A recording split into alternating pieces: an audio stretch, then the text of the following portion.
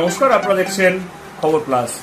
আজকে যে বিষয়ে আপনাদের সঙ্গে মূলত আলোচনা করব, যে শুভেন্দু অধিকারী তৃণমূল ছাড়ছেন, মুকুল রায় তিনি বিজেপি ছেড়ে তৃণমূলে আসছেন, আর শুভেন্দু অধিকারী বিজেপিতে যাবেন। এই খবর নিয়েই আজকে আপনাদের সঙ্গে আজকে আলোচনা করব। যেটা মূলত এই আলোচনার আগে আপনাদের সঙ্গে মূলত যেটা আলোচনা করতে চাই সেটা হলো যে সকাল সন্ধ্যা আপনি যখনই ফোন খুলছেন, ফোনের কিছু নোটিফিকেশন আসছে সবসময়। কিছু হলো আপনার নিউজ পোর্টাল, এই নিউজ পোর্টালগুলো আপনি সকাল সন্ধ্যা যখনই খুলছেন তখন টিং টং করে আপনার মোবাইলে নোটিফিকেশন বাজছে। আপনি এই নিউজ পোর্টালগুলো খুলছেন, খুলে দেখছেন নানান রকম রাজনৈতিক সব ডিসিশন তারা জানাচ্ছেন, তারা নানান রকম রাজনৈতিক প্রেডিকশন করছেন, কারা 21শে ক্ষমতায় আসবে, কারা আসবে না, নানান রকম খবর এই পোর্টালগুলো প্রত্যেক দিন আপনার সামনে প্রত্যেক দিন নিয়ে আসছে। এবং এই যে শুভেন্দু অধিকারী তৃণমূল ছাড়ছেন আর মুকুল রায় বিজেপি ছেড়ে তৃণমূলে আসছেন, এই খবরগুলো কিন্তু আপনি মূলত জেনেছেন যেখান থেকে, সেগুলো কিন্তু এই পোর্টাল সম্পর্কে আপনাদের একটু বলে রাখি। এই পোর্টালগুলো মূলত কি? এই পোর্টালগুলো হলো একদম বিজেপির তৈরি করা ফেক আইডি নিউজ পোর্টাল। আপনি এই নিউজ পোর্টালগুলো খুলে এর মধ্যে যেগুলো আপনি দেখেন, যে বিজ্ঞাপন রয়েছে বা অন্যান্য আরো অনেক কিছু রয়েছে, এর সবগুলোই নিউজ তৈরি করে অন্য জায়গা থেকে বিজ্ঞাপন কেটে এনে এই পোর্টালগুলোর মধ্যে বিজ্ঞাপন ঢোকানো হয়। বিজ্ঞাপন ঢোকানো হয় কি কারণে? বিজ্ঞাপন ঢোকানো হয় যে কারণে, যে পোর্টালের আরো বিশ্বাসযোগ্যতা বাড়ানোর জন্য। যে এত বড় একটা পোর্টাল, তাতে দেখো কত ধরনের যারা নির্মাতা কোম্পানি তারা বিজ্ঞাপন দিচ্ছে। বিশ্বাসযোগ্যতা বাড়ানোর জন্য আইটি সেল, যারা মোটামুটি গোটা ভারতবর্ষের ক্ষেত্রে বিজেপির আইটি সেল, কুখ্যাত আইটি সেল নামে যারা খ্যাত, যারা বাংলাদেশের ঘটনা পশ্চিমবঙ্গের ঘটনা বলে যারা চালিয়ে দিতে পারে, যারা বেঙ্গালুরু তামিলনাড়ুর ঘটনা যারা পশ্চিমবঙ্গের ঘটনা বলে চালিয়ে দিতে পারে, পাকিস্তানের ঘটনা ভারতবর্ষের ঘটনা বলে চালিয়ে দিতে পারে, তারাই হলো ভারতবর্ষের বিজেপি কুখ্যাত আইটি সেল। এই আইটি সেল মূলত বাজারে গসিপ তৈরি করার চেষ্টা হচ্ছে এই পোর্টালের মধ্য দিয়ে। সেই গসিপটা হলো যে শুভেন্দু অধিকারী তিনি তৃণমূল ছেড়ে বেরিয়ে যাচ্ছেন এবং খুব সম্ভব যোগ দেবেন বিজেপিতে। কেন শুভেন্দু অধিকারীকে টার্গেট করেছে এরা? 2016 নির্বাচনের আগেও একবার টার্গেট করে বলেছিল যে বিজেপি যদি শুভেন্দু অধিকারীকে মুখ্যমন্ত্রী পদপ্রার্থী করে, তাহলে শুভেন্দু অধিকারী বেরিয়ে গিয়ে বিজেপির তে গিয়ে মুখ্যমন্ত্রী হয়ে সেখানে পদপ্রার্থী হয়ে দাঁড়িয়ে যাবে। এবং আপনাদের জানিয়ে রাখি, সেরকম কিছু হয়নি। তারপর আপনাদেরকে বলে রাখি, সেটা হলো যে সদ্য যে রাজ্য কমিটি তৃণমূল তৈরি করেছে, তৈরি করার পর এই পোর্টালগুলো প্রত্যেক দিন আপনার সামনে শুভেন্দু অধিকারীকে টার্গেট করে তাকে বানিয়ে বলছে যে শুভেন্দু অধিকারী দুঃখ পেয়েছে, অভিষেক ব্যানার্জির এখানে নাকি তার অভিষেক ঘটেছে, মমতা ব্যানার্জি করেছেন, তাই শুভেন্দু অধিকারী দুঃখ পেয়েছেন, তার অনুগামীদের বক্তব্য। এবং আপনাদের জানিয়ে রাখি, পূর্ব মেদিনীপুরের কিছু কিছু জায়গায় এই আইটি সেলের তরফ থেকে পোস্টার মারা হয়েছে লোকাল তৃণমূল কংগ্রেসের শুভেন্দু অধিকারীর অনুগামী বলে পোস্টার মারা হয়েছে, যাতে বিশ্বাসযোগ্যতা করার জন্য। এবং আপনাকে যদি ডেলি প্রত্যেকদিন খবরে যদি আপনাকে প্রত্যেকদিন এই পোর্টালগুলো জানাতে থাকে, একই মিথ্যে কথা যদি বারবার আপনাকে বলতে থাকে, তাহলে আপনি সেই মিথ্যে কথাকে আপনি বিশ্বাস করতে বাধ্য। এ শুধুমাত্র আপনি বিশ্বাস করছেন না, আমি খবর পেলাম যে তৃণমূলের একজন মুখপাত্র, সদ্য তিনি মুখপাত্র হয়েছেন তৃণমূলের, তরুণ তুর্কি, তিনি তার পোস্টে লিখেছেন যে বিজেপি থেকে 4 জন সাংসদ চলে আসছেন, 16 জন কাউন্সিলর চলে আসছেন, আরো এ টু জেড নানান রকম কথা। আগে শুভেন্দু অধিকারীর কথা বলি আপনাদের। এই শুভেন্দু অধিকারী কিন্তু কোথাও কোনো জায়গায় বলেননি যে আমি তৃণমূলে থাকবো না, আমি দুঃখ পেয়েছি। শুভেন্দু অধিকারীর কোথাও কোনো জায়গায় মান সম্মান হানি হয়নি।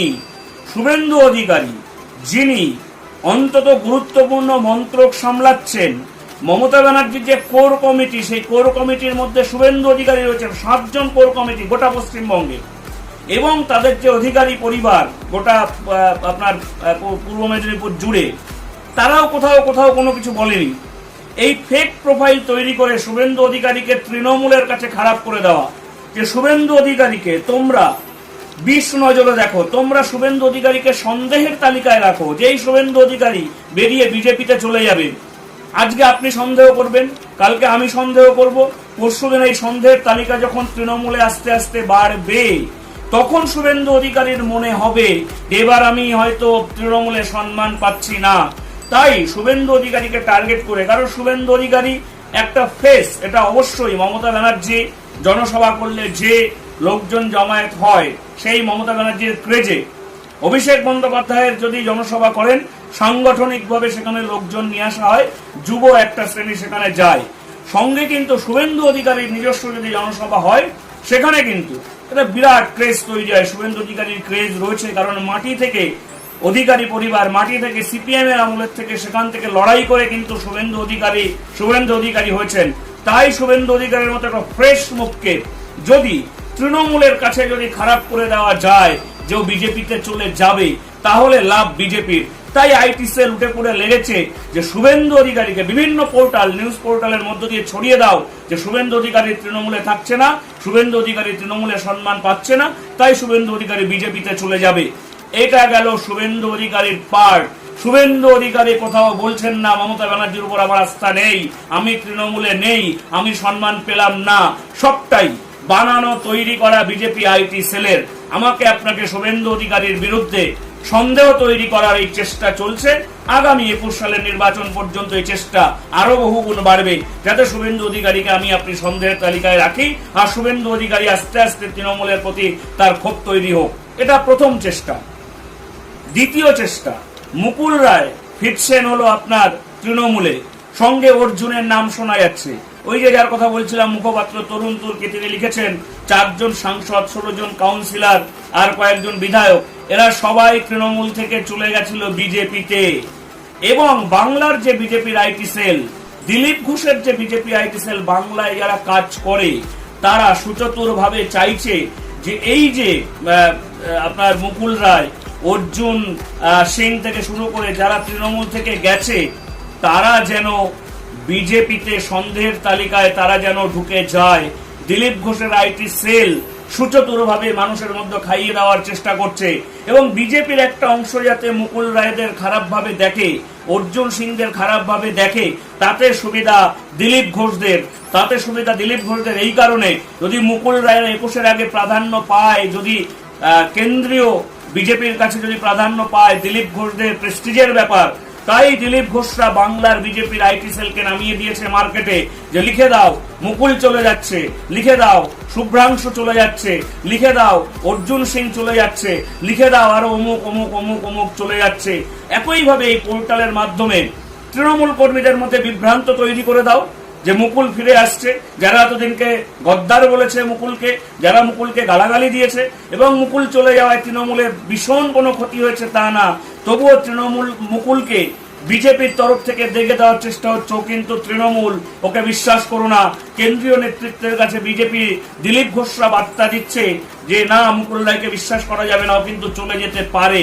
তাই বঙ্গ বিজেপির যে দিলীপ বাবুদের যে ব্রিগেড রয়েছেন, সেখানে এখন আপাতত আড়াআড়ি বিভক্ত। একদিকে বাবুল সুপ্রিয়রা, অর্জুন সিংরা, একদিকে যেরকম রয়েছে মুকুল রায়রা, একদিকে দিলীপ ঘোষরা, সায়ন্তনরা, রাজুরা একদিকে আলাদা। যারা আগের বিজেপি আরএসএস থেকে যারা এসছে, ভাগ করে দাও, ভাগ করে দিয়ে বিজেপির মধ্যেই দেখে দাও যে ওরা তৃণমূল। শুভেন্দুকে বলো বিজেপি, মুকুলকে বলো তৃণমূল। ভোট পাকিয়ে দাও, গুলিয়ে দাও, এবং এই কাজটা কাদের দিয়ে করতে হবে আইটি সেল দিয়ে। আমি আপনি তো দূরের কথা, তৃণমূলের নেতারা, তৃণমূলের মুখপাত্র, যারা তরুণ, যারা তৃণমূলে সদ্য হয়েছেন, যারা মুখপাত্র, তারা বিশ্বাস করে যারা ফেসবুকে পোস্ট করছেন টাইম লাইনে, তাহলে তারা যদি বিশ্বাস করতে পারে, আমি আপনি বা এই বাংলার যারা সাধারণ মানুষ, তারা তো বিশ্বাস করবেনই যদি এই জিনিস প্রত্যেকদিন খাইয়ে দেওয়ার চেষ্টা হয়। কিন্তু আপনাদের একদম দায়িত্বের সঙ্গে বলছি, শুভেন্দু যেরকম বলেননি আমি তৃণমূল ছাড়ছি, মুকুল রায়ও বলেননি আমি বিজেপি ছাড়ছি, বরঞ্চ মুকুল রায়দের জন্য কেন্দ্রীয় নেতৃত্ব আরো ভালো কিছু ভাবছেন। তাই এই যে বিজেপির আইটি সেল, দুই তরফ থেকেই কাজ করা হচ্ছে যে এদিকে তৃণমূলের তরফেও কাজ করো, বিজেপির তরফেও কাজ করে বাজারে বিভ্রান্তি ছড়িয়ে দাও। সেই বিভ্রান্তির শিকার শুভেন্দু, সেই বিভ্রান্তির শিকার মুকুল। ইচ্ছা করে তৈরি করা খবর, নিজেদের আইটি সেলের বানানো পোর্টাল, যার মা বাপ নেই, ভুইপুর, যার কোনো ঠিকানা নেই, ইতিহাস নেই, তাদের দিয়ে মার্কেটে চাউর করে দাও। চাউর করে দিয়ে দ্বিধাবিভক্ত করে দাও, বাংলার মানুষকে বিভ্রান্তির মধ্যে ফেলে দাও, বাংলার মানুষকে অন্যরকম ভাবতে বলো। দল সম্পর্কে চিন্তা ভাবনা বাংলার মানুষের পাল্টে যাক, বাংলার মানুষের স্বচ্ছ রাজনৈতিক ভাবনা মানুষের পাল্টে ফেলে বিহার, উত্তরপ্রদেশের মতো এই ধরনের রাজনীতি আমদানি করো। তাই আইটি সেলকে বাংলায় কাজে লাগানো হচ্ছে। খবর প্লাসের পক্ষ থেকে দায়িত্ব নিয়ে এই খবর আপনাদের আজকের দিনে বললাম। আপনারাও দেখবেন, আগামী দিন মিলিয়ে দেখবেন, এটাই সত্য, এটাই আমাদের কাছে ইনফরমেশন, এটাই খবর। তাই আপনাদের আজকে জানালাম যে কেউ কোথাও যাচ্ছেন না, এটা সম্পূর্ণভাবে বিজেপি, দিলীপ ঘোষদের বঙ্গ বিজেপির আইটি সেলের তৈরি করা ফেক নিউজ প্রোফাইল দিয়ে, পোর্টাল দিয়ে নিউজ ফেক খবর মার্কেটে ছড়িয়ে দেওয়া। সচেতন থাকবেন আপনারা বাংলার মানুষ। দাঙ্গার খবর, 21-এর নির্বাচনের আগে এভাবে কিন্তু দাঙ্গার খবর ফেক প্রোফাইল দিয়ে, ফেক আপনার নিউজ পোর্টাল দিয়ে ছড়িয়ে দেওয়া হবে। সাথে এই ধরনের রাজনৈতিক খবর ছড়ানোর চেষ্টা হবে যাতে আপনি বিভ্রান্ত হই। তাই বিভ্রান্ত হবেন না। খবর প্লাস সমস্ত বিভ্রান্ত কাটানোর জন্য আপনাদের সহযোগিতা করবে। তাই এখনো পর্যন্ত যদি কেউ সাবস্ক্রাইব না করে থাকেন, অবশ্যই আমাদের চ্যানেলটি এই ধরনের যত রকম বিতর্ক, এই ধরনের যত রকম সন্দেহ দূর করার জন্য চ্যানেলটি অবশ্যই সাবস্ক্রাইব করে রাখুন, আমাদের পাশে থাকুন। আর এই করোনা মহামারীর কালে নিশ্চিতভাবে শারীরিক দূরত্ব পালন করবেন, মানসিকভাবে দূরত্বে থাকবেন না। সবাই ভালো থাকুন, সবাই সুস্থ থাকুন, সবাই নিজের পরিবারের প্রতি খেয়াল রাখুন। আবার আসবো নতুন এপিসোড নিয়ে, ততক্ষণ সবার মঙ্গল কামনা করি। সবাই সুস্থ থাকবেন। নমস্কার।